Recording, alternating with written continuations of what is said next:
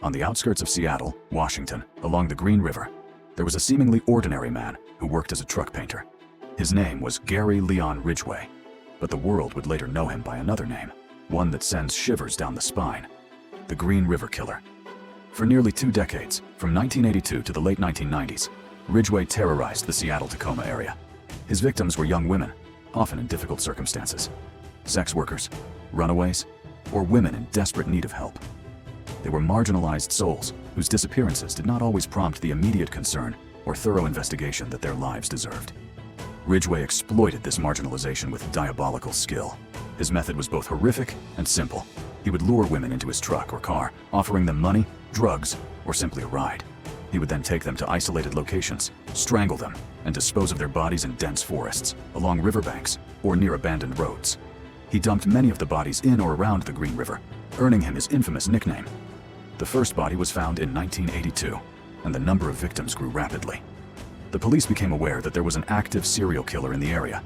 Intensive searches were launched, involving hundreds of volunteers and police officers. The case made national headlines and sparked a wave of fear and panic in the Pacific Northwest. But despite the enormous efforts, Ridgway remained above suspicion for a long time. In 1987, Ridgway became a suspect after one of the survivors filed a report against him.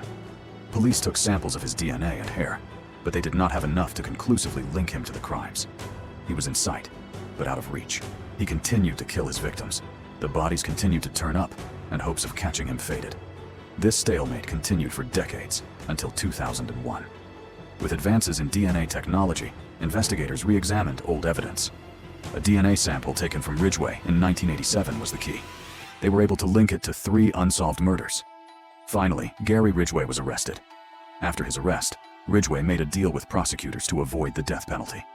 In exchange for sparing his life, he agreed to cooperate fully with investigators and reveal the burial sites of more victims. This cooperation led to his conviction for the murders of 49 women. However, he claimed to have killed between 71 and 90 other women, making him one of the most prolific serial killers in U.S. history.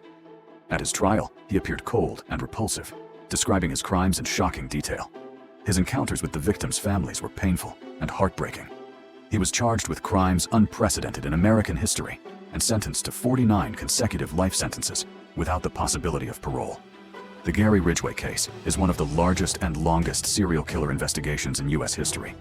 It is a painful reminder of the vulnerability of marginalized groups in society, the ability of evil to hide in everyday life, and how persistence in investigation, even decades later, can bring justice to victims whom everyone thought had been forgotten.